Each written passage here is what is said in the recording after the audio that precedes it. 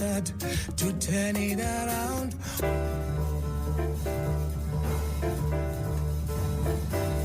If we all could love one another, all the world could be as one. Just take time to love one another, all the world could be as one.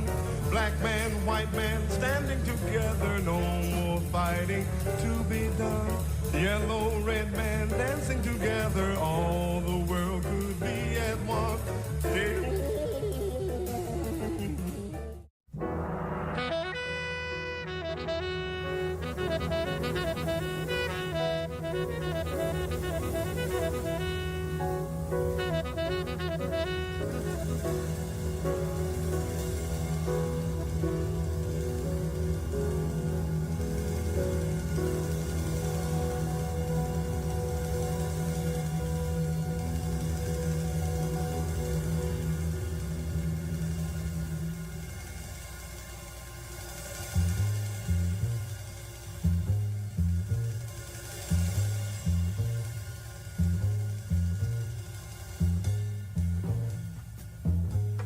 Welcome to Heal DC. This is Joni. It is Monday, September 23rd, 2024. We have a special hour in store for you today. In recognition of National Substance Recovery Month, we will be celebrating the work done by our beloved ancestor, Ron Clark, and RAP Incorporated. Those listeners who don't know about Ron and RAP, get a little closer to your radio. It's a very important history of WPFW in our community.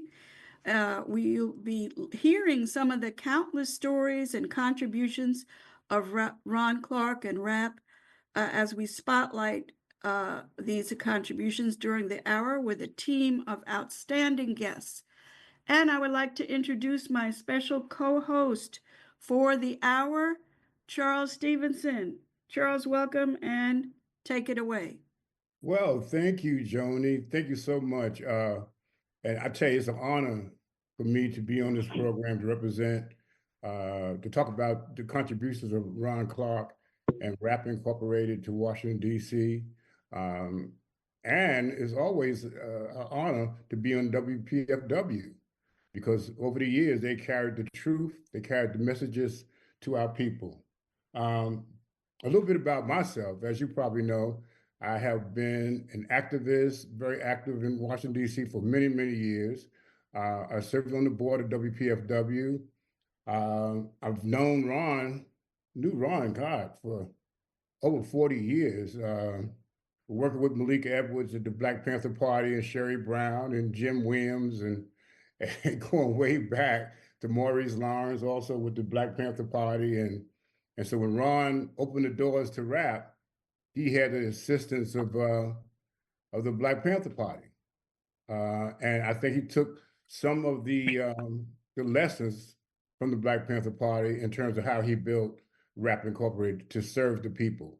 And that's what they did. I mean, RAP, let me go back. In the early 1970s, just going to paint a picture. I think there are people on this call that can help me out with this. But Washington, D.C. was going through war. Washington, D.C. was going through war with Heron. We were going through war with brothers and sisters coming back from Vietnam who had lived through atrocities that they didn't even want to talk about.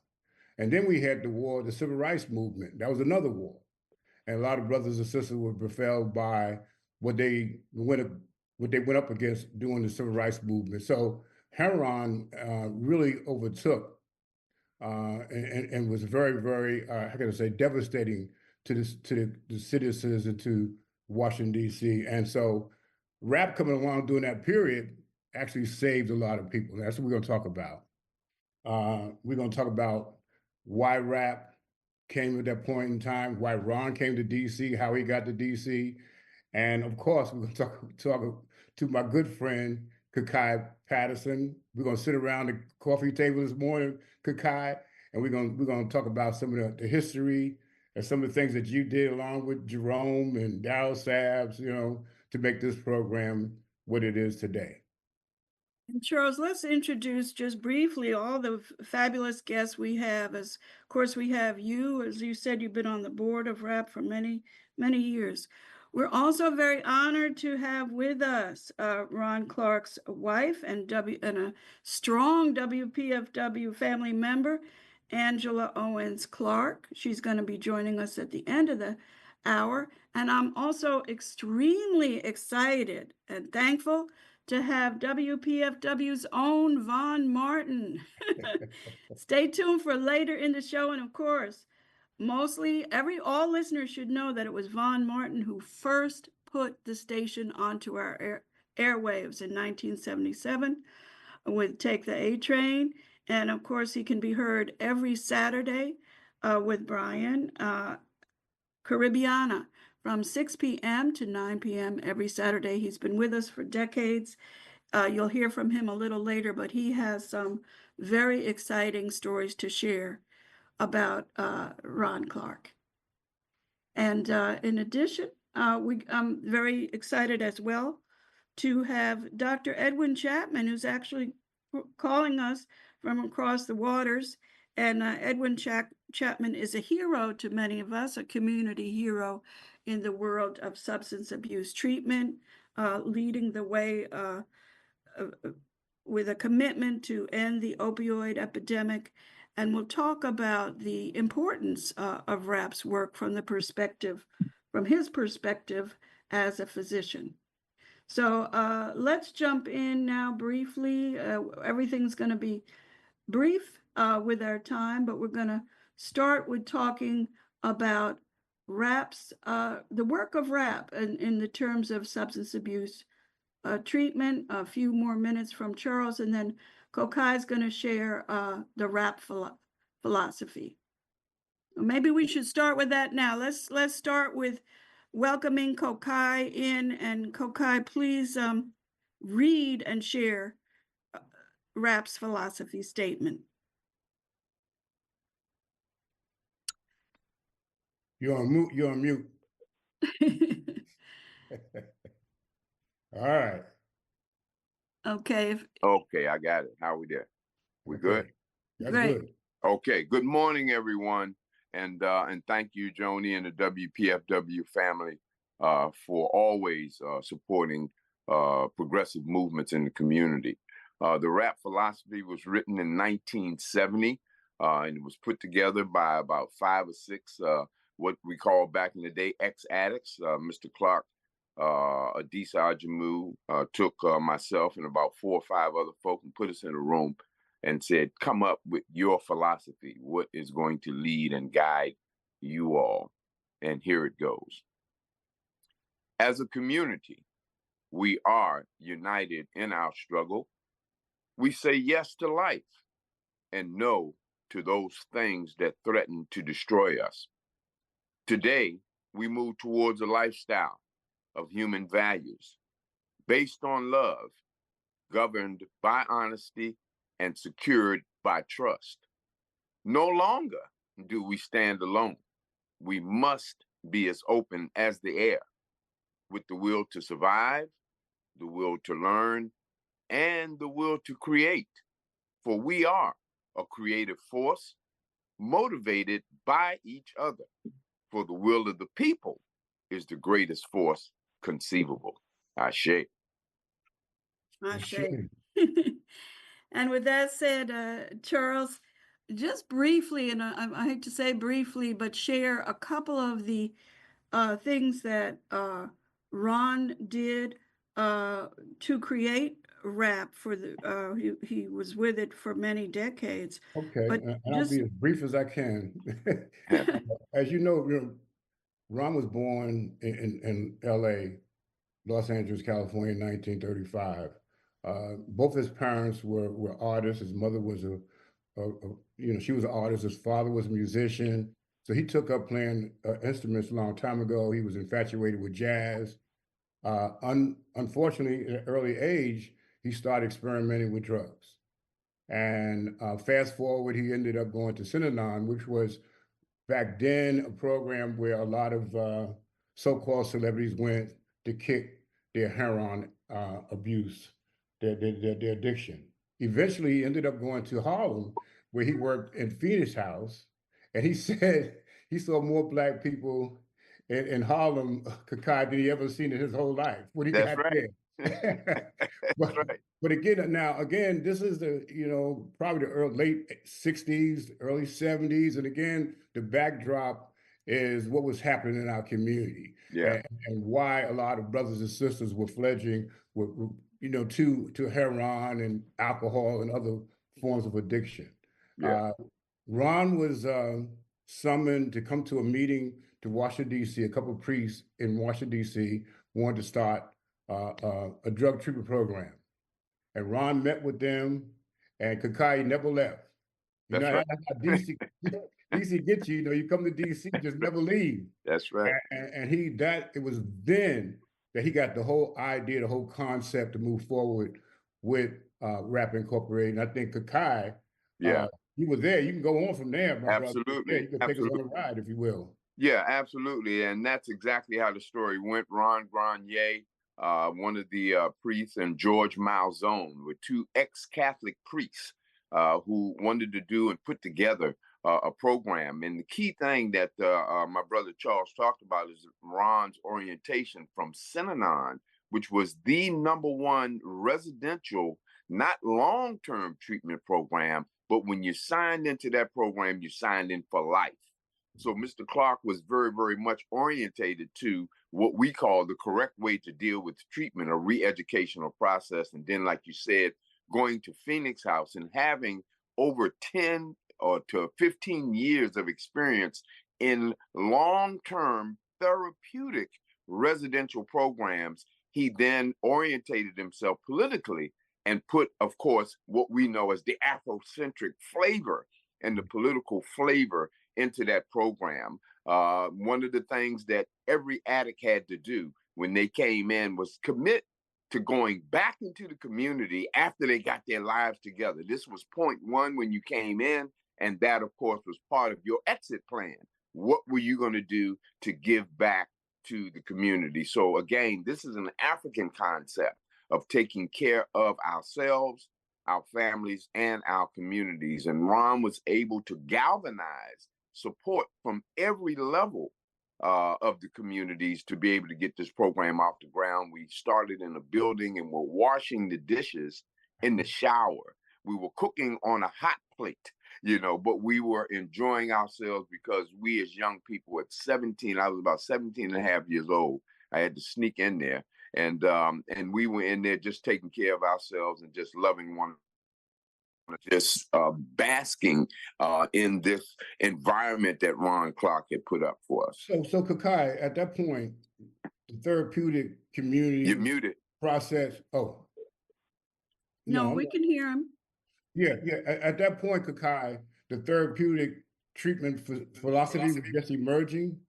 Okay, so you want to talk a little bit about that? Because I know that there were other drug treatment programs in Washington, D.C. DuPont and others, Absolutely. One of the major positions that Ron took was a drug-free position. And of course, Robert DuPont was the top dog at that point, pushing and promoting methadone.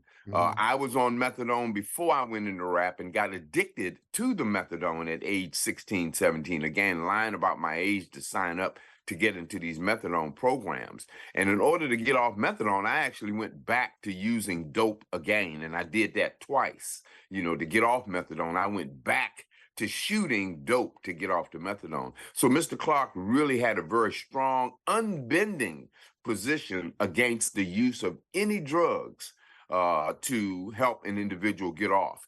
So much so, we had a non-smoking policy at Rap Incorporated. So much so, we got rid of the sugar at Rap Incorporated. No coffee at Rap Incorporated. We were drinking herbal teas and using honey and brown sugar and things of that nature. So he, again, developed a holistic concept, a concept that dealt with, number one, developing the individual spirit. He allowed people, the Muslims, to have services on Friday, the Christians to have services on Sunday, and anybody else who wanted to do Nam Myoho Renge Kyo or whatever, that he, of course, employed that. He allowed us to broaden our minds. So he understood the importance of not just dealing with a person's spiritual development and dealing with the trauma and stuff that broke their spirits down. He wanted to make sure that they were informed and educated about these things. So the educational process was incredible. We had our own library in there, and everybody had to do book reports.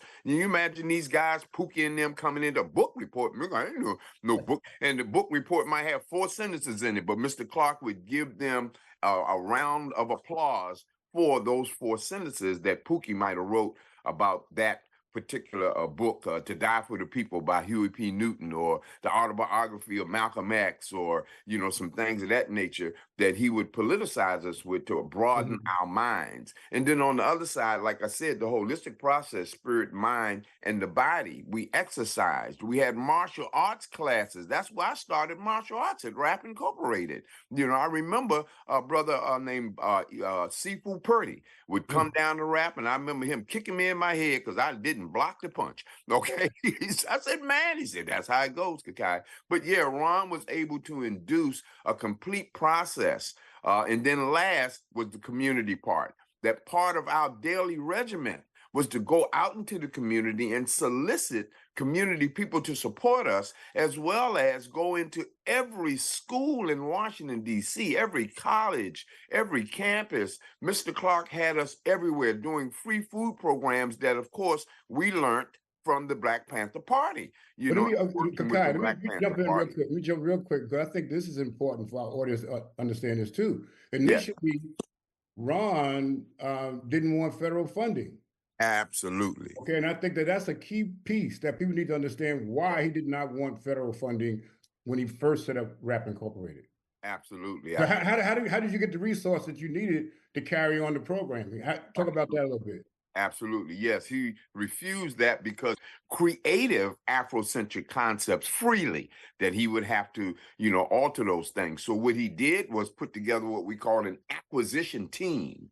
This acquisition team, Jerome Jones was the top dog. Him and Darryl Sabs would get in a van, 2 vans that were donated. They went out and went to car dealerships and got vans and cars donated. And they would go to the 5th Street Market. They would go to the open markets. They would go to all the major outlets and come back with truckloads and van loads full of food every day. They had to do this, and they would go over to the market and they'd come back with fresh veggies and chicken and, you know, all the kinds of things that we needed. But that was the major support factor for Rap. If they didn't have that acquisition team that went out every day, businessmen, and acquired everything we need, from toilet paper to toothpaste to shoes to socks to bread to milk, whatever, mops, buckets, brooms, pencils, paper, books, whatever. He made sure that this team supplied us with what we need on a daily basis. Therefore, the monies that we did receive from progressive funders, we were able to use that to keep the rent paid. And then, of course, we had great people like Marion Barry and Calvin. Talk about it. Yeah. And Calvin. So you left 19th Street, right? Then went to Willard Place, right? That's correct. Yeah. So you talk about that, because that was a big, when you went to, that was a job that you guys had to do. Yeah, to get in about a minute, Kokai. Okay, get that facility ready. Got a minute, Kokai. That move from 19th and T to Willard Street, I'm trying to remember the guy who owned the building, gave us that building for $1 a year for a lease for 15 years. Wow. And he signed that off in the taxes. And this was a 5-story apartment building, as Charles stated. And we went in like beavers and we rebuilt that entire building. And we had a lobby that was donated to us by a granite and marble company. It was just a beautiful, beautiful lobby. But yes, Mr. Clark had us working in there 24 hours a day, and we renovated that entire 5-story apartment building right there on 1731 Willard, Northwest. Wow. Right, Johnny. Okay, folks, you're listening to. It was right around the corner from the Black Panther Party office. That's right.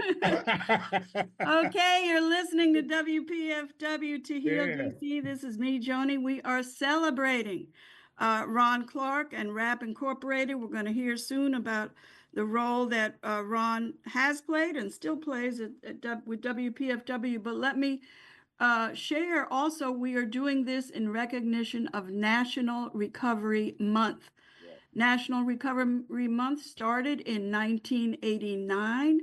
It is a national observance held every year to promote and support: number one, new evidence-based treatment and practices; two, the nation's strong recovery community; three, the dedication of service providers and communities; and of course, celebrates the gains made by those in recovery.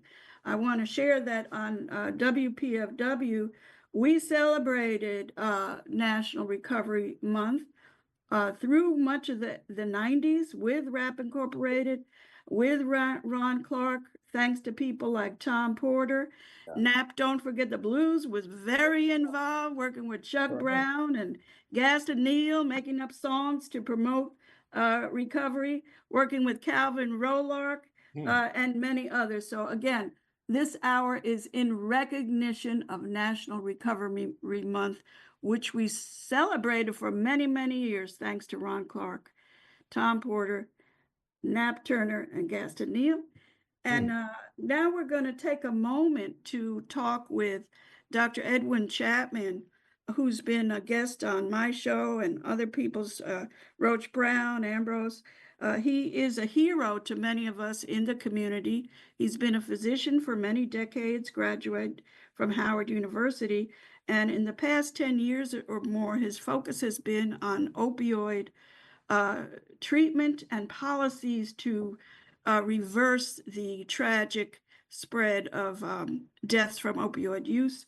And I know that Dr. Chapman is across the ocean, but he has always spoken highly about rap. So good morning, Dr. Chapman. Perhaps you could share some of the things that you think are important for listeners to know about the work that rap did and continues to do, and Ron Clark as well. So welcome, and thank you for the work you do. Hi, Joni. Can you hear me? Yes. Yes. Well. Yes. So I'm actually in the United Arab Emirates in Dubai. And ironically, listening to Kakaya talk, we took a tour of the Grand Mosque in Abu Dhabi yesterday. And when we took that tour, it was just inspirational because of the same values that Kakaya talked about: humanity, peace, and social service. So that's the theme that we want to bring.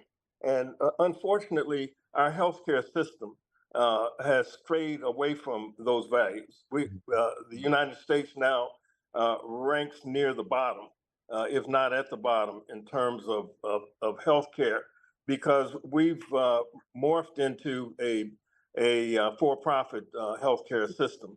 So this whole concept of community-centric care that Ron Clark brought to the table is a process that we have to reinvigorate.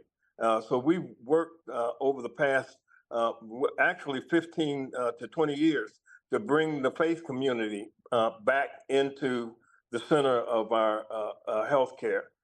We talk about the spiritual component, and we have to realize that the reason why Ron built this Afrocentric approach is because we've been traumatized as a community for over 400 years. And I think that's what many of us in the typical or mainstream health community have lost. The fact that there is first a spiritual component to healthcare, and a mental component, and then the physical. So we've cut the head, we've removed the head from the body. And when you do that, obviously things are physically going to go wrong. So this whole concept of community-centric, Afrocentric, or it takes a village is the approach that we have to re-educate our community. And that's what this process is all about. Being a what they call an allopathic physician using medications, we have to also understand the spiritual component and the holistic component of healthcare, so that we would be allowed to not use as many drugs or in the dosages that we currently use, even for high blood pressure or diabetes, because we've lost that spiritual component. And as we talked about the drugs during the 60s and the 70s, all of that came about through the additional trauma of the Vietnam War, the Civil Rights Movement, et cetera. So we're really recycling the same process again with this fentanyl and these synthetic drugs that are now inundating our community. And Dr. Chapman, we thank you for the pioneering work and committed work you're doing around the opioid crisis. And again, you can hear Dr. Chapman, he's very much a part of our family, again, on with me often, with Ambrose, with Roach Brown, and we thank you for the work. In a moment, we're going to move into the segment with Vaughn Martin, as well as with Angela Owens, about RAP's contribution and Ron's contribution to WPFW. But I'm going to take 1 minute. I'm going to ask Kokai to only help me with, with 1 minute, because we could spend a whole hour on this. But one of the many things that Ron did as a RAP was and is a residential treatment program, but he brought in amazing people, guests to speak and to be with us. He brought in Angela Davis, and I'm just going to mention UMass Aquila was in the studio with me and with Ron, and we went right from the studio of PFW with UMass Aquila and Ron to RAP Incorporated, where UMass Aquila spent the rest of the day with residents, where UMass Aquila shared his struggles with substance abuse, and of course played his music. And Kokai, just in 1 minute, tell us some of the other people that Ron brought into the RAP. Yeah, we had, of course, DC's own Chuck Brown. We had, of course, Mayor Marion Barry. We had Congressman Ronald Dellums and his wife come through, along with other councilmen, Charles Rangel. We had Nancy Wilson come through, Gil Scott Heron, Bilal Sunni Ali, Mutulu Shakur. We had Betty Carter come through. I mentioned Nancy. And Winnie Mandela, of course, came through. And I had a real, very, very powerful private moment with her, and I whispered a couple of things in her ear and told her we got it going on over here. And I mentioned some of my affiliations, and her squeeze became even tighter to know still struggling over here. You all can imagine some of the stuff that I said to her, but that was wonderful. I mentioned Nancy Wilson. I'm gonna mention real quick Wilma Rudolph, who I'll never forget. When you and Ron called me, and I wasn't totally aware of her, but she was Olympic, I believe, track star, and she also had recovered from polio. So she had a very deep understanding of healing. And I know that at least one time a RAP and Ron brought her in, and I think she did a walk with the residents. So yes, she did. Yes, she did. We had Gladys Knight and the Pips come through. Absolutely fantabulous that they came through. But yeah, Wilma Rudolph was very much an inspiration, especially to the Black women and girls that were at RAP Incorporated. And like I said, one part of our Ron's program was exercise. So we did exercise on a daily basis. But yeah, that's just a small list of those people. I just can't remember all of the great stars. And, you know, Eddie Kendricks came through, formerly with the Temptations, you know. Yeah, just wonderful, wonderful. And of course, we only have a few seconds for this, but as you kind of mentioned, Ron Clark was committed to holistic healing. And you, as an acupuncturist, were there from day one, as well as some other healers, and I'm not going to start naming them, but No, but Dr. DeBen, Dr. DeBen, who was also a frequent guest in the 90s on this show, together with Kokai and many others.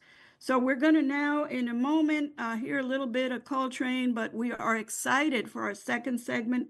We're going to be spotlighting our own Von Martin, and he's going to be sharing some stories about Ron, as well as Angela Owens Clark is going to wrap it up. So let's hear a little. Again, this program is not only in honor of Ron Clark, a National Recovery Month in rap, but it's also in honor of John Coltrane, whose birthday is today.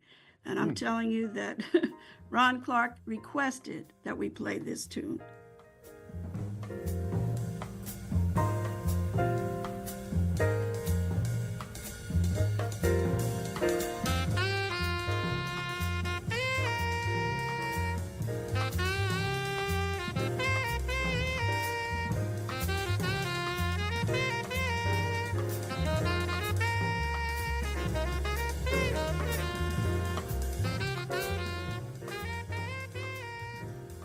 Of course, and that is A Love Supreme. And I'm going to just mention real quick that Ron was very involved with an important group that some of you may know about called the Listening Group, started by Gaston Neal. Reed Tuckson helped kick it off, as did Ron, and it still meets a group of Black men that gathered together every month and to talk about music, but it was really a healing group. And that's another one of the things that Ron Clark was very involved with. And with that said, we're going to give our imaginary round of applause to Von Martin.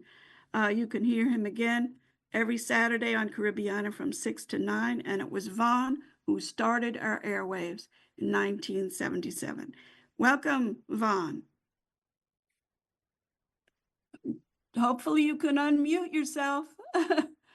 Von, can you hear us? Okay, Von has some important stories to share. Welcome. Thank you very much, Joni. I feel very privileged to be amongst all these distinguished people, you know.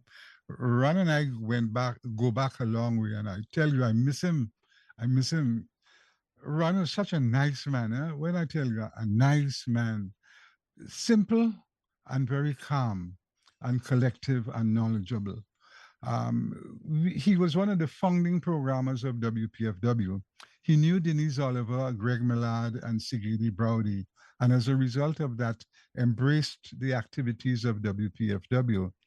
But Ron and I bonded with each other as, you know, we were invited by Don Foster to go to Cuba as a part of a group of third world journalists. And this trip was an exciting one because I didn't realize the extent of jazz music Ron had appreciated. And in Cuba, this manifested itself because, oh gosh, the trip was just great.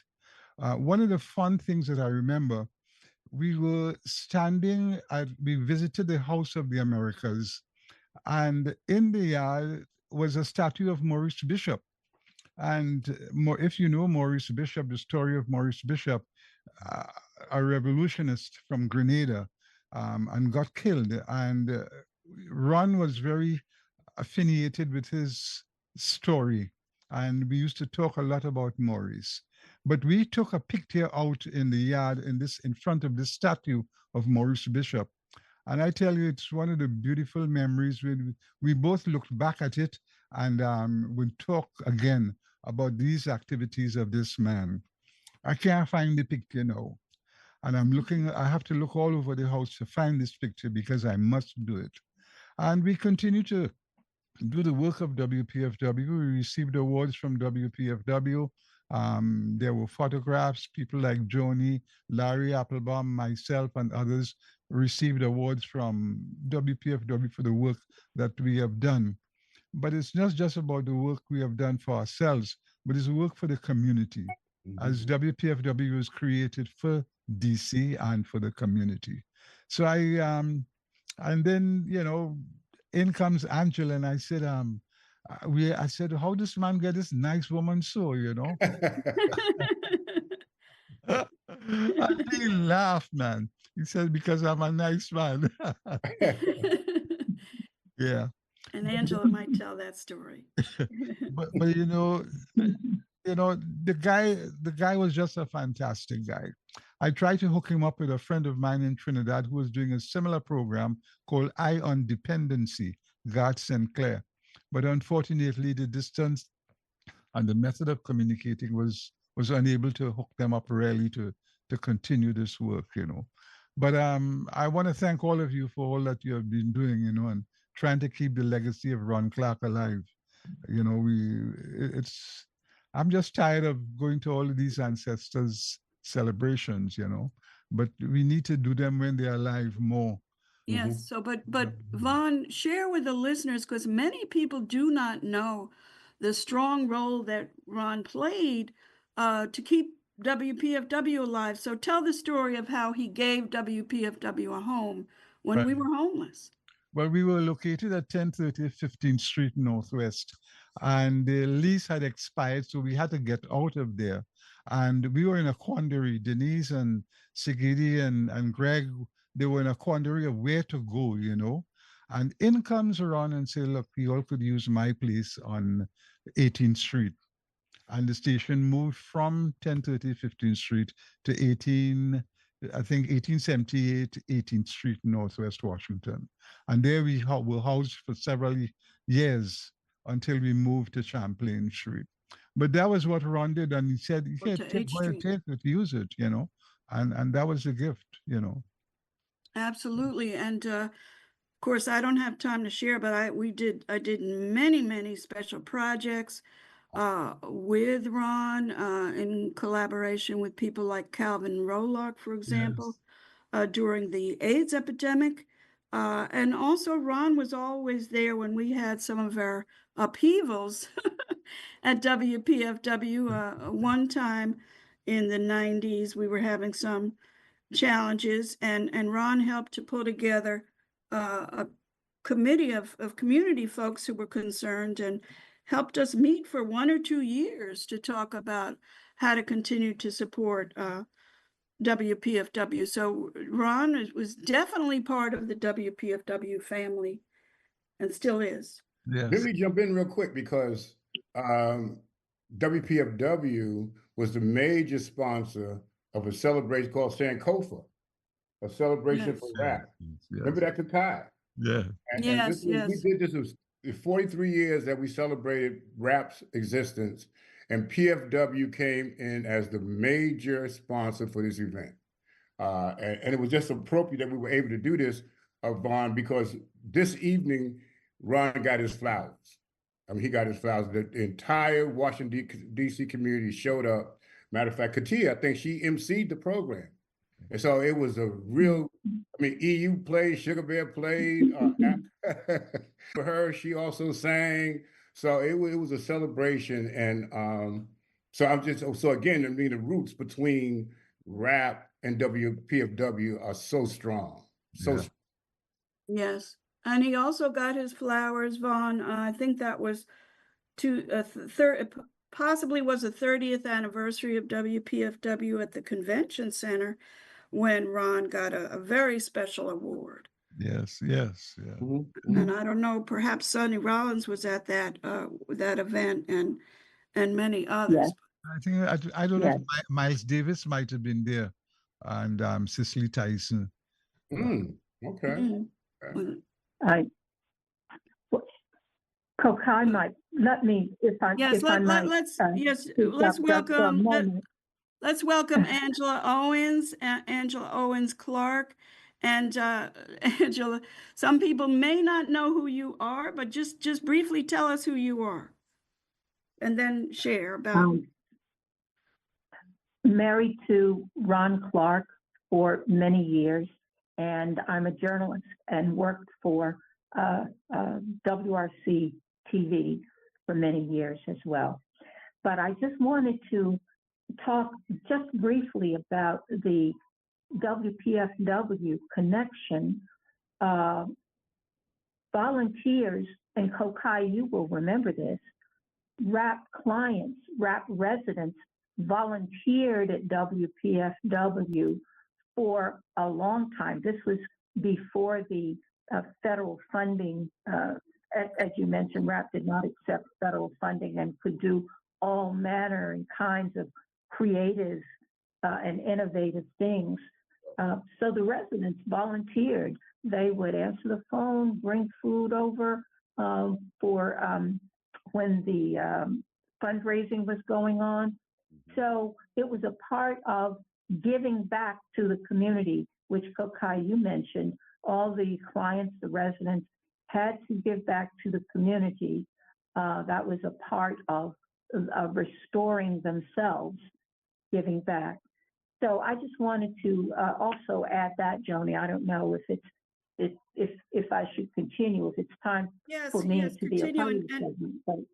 And Angela, let me just jump in quick and say, in addition, there were times when we needed special security for different reasons. And RAP was always there, always there with a crew of people who would be protecting us and watching over us to make sure nothing happened. So, or we were protected. So Angela, continue on with sharing some of your thoughts about some of the contributions of Ron, particularly with PFW. Ron mentioned that Ron was one of the founding programmers of WPFW. He did a show in the wee hours called Transitions. And on one of the shows, he played A Love Supreme in its entirety. But as he felt, nowhere else will you hear this on the air, on any radio. But as WPFW was a voice of the people, very special, close to his heart, he shared A Love Supreme in its entirety. And it was quite a discussion about that. But in the wee hours, he did that. He would leave RAP on a particular day and go spend the night, if you will, at WPFW. Now, Ron Clark, as people who know him know, was a very serious man with a serious intention of building RAP as a community institution. And even though he's an ancestor, he's been gone for 5 years now, RAP Incorporated is in its 55th year of standing in service for the people of the district. Those in need of substance abuse treatment can still call the phone number that RAP has had since the day it was established and reach someone who can provide help. Ron was led to this work, frankly, because of his brother Victor Clark, who died at a very young age, at age 35. He had been injured in the Korean War. He became addicted to drugs, and because of his addiction, was later jailed. And he found treatment. He was in Synanon for a brief time, but was unable to overcome his addiction.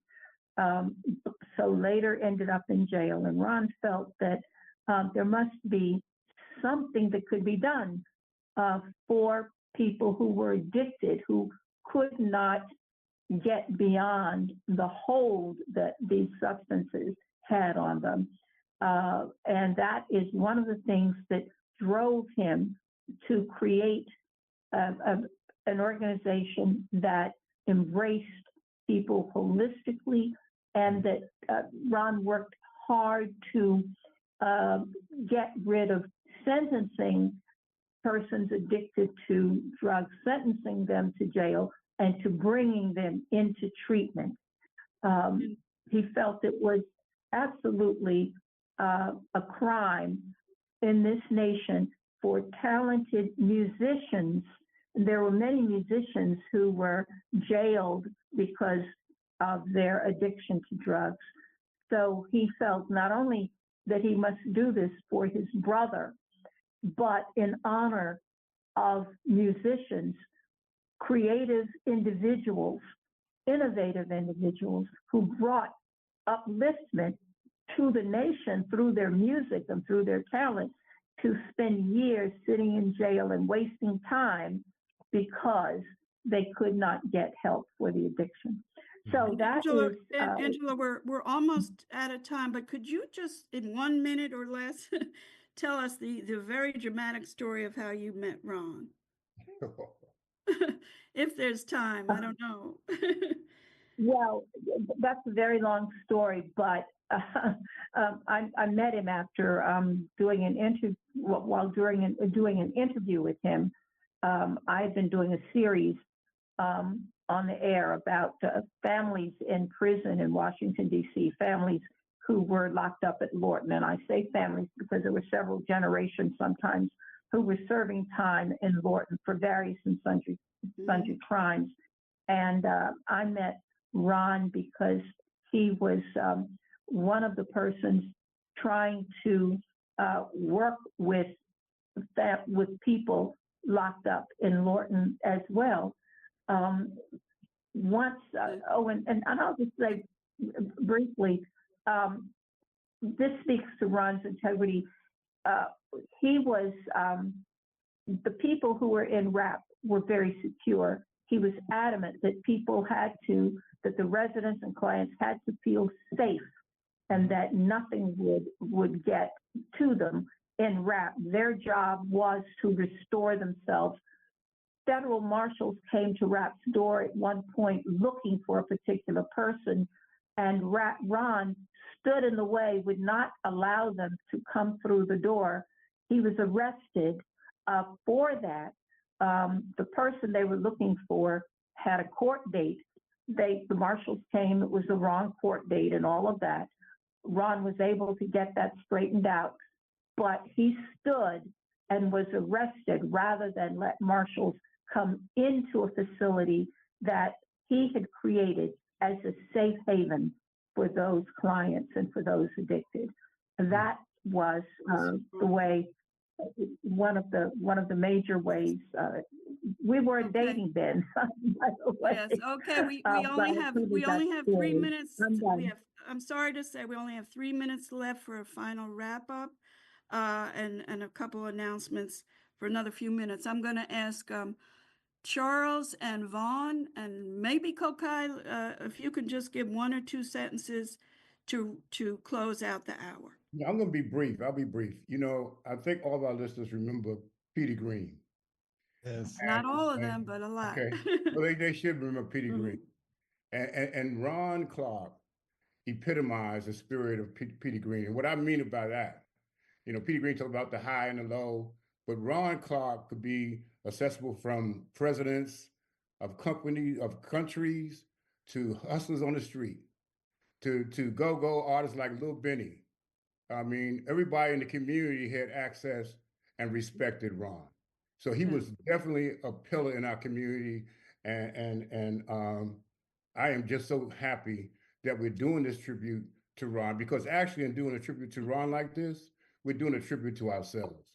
Yes, absolutely. Okay, let's give Kokai, you have 20 seconds. Doing that tribute to ourselves. One quick story. Mark Carey, who everybody knows is a very, very renowned jazz pianist, came into the program at age 16 and a half, playing drums. And now he's a pronounced, internationally known, singer. But what we want to leave everyone with is that concept. As a community, we are united in our struggle, and that we have to help ourselves, our families, and our community. And we need residential treatment. I'm working with young people today, and we use the RAP philosophy, as I shared with Joni, and we recite that RAP philosophy every week. Okay, Kokai, I'm sorry to cut you off. Vaughn, you have the last word. I'm just enthralled listening to all of this, but it's testimony to the life of Ron and his contributions.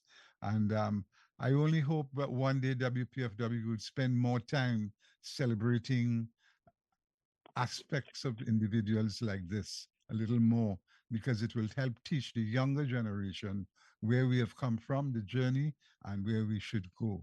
So again, thank you, Joni, and thank you all for participating. And let's continue to remember Ron and his contributions.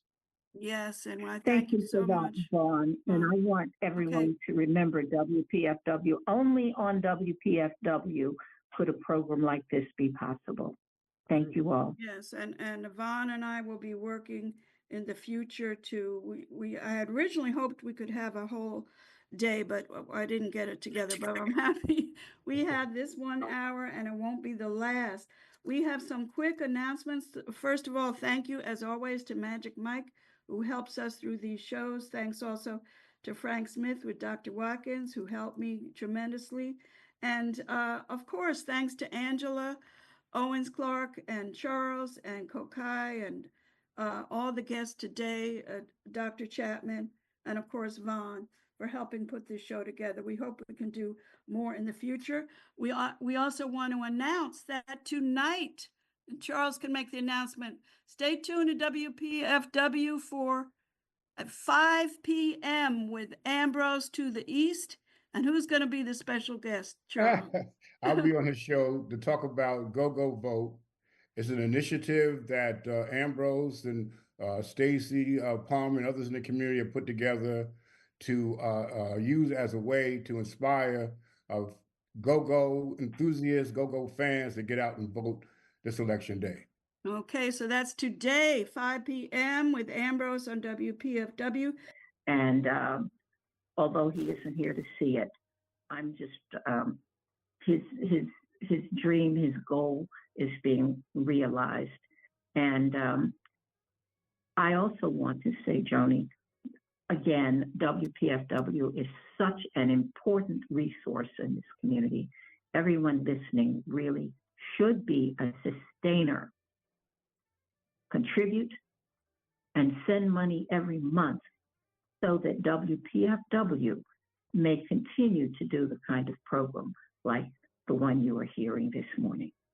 Thank you. Yes, and of course, those who can afford it, those who can afford a little more can make up for people who may find it difficult to reach deeper into their pockets.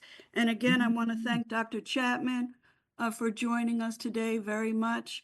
And again, according to what Vaughn said, we're going to try to have a structured way to celebrate particularly the WPFW heroes who are now ancestors, who we need to always remember, such as Ron Clark, such as Nat Turner, such as Gaston Neal, and many, many more. So thank you. Thank you, Vaughn. Thank you. Thank you.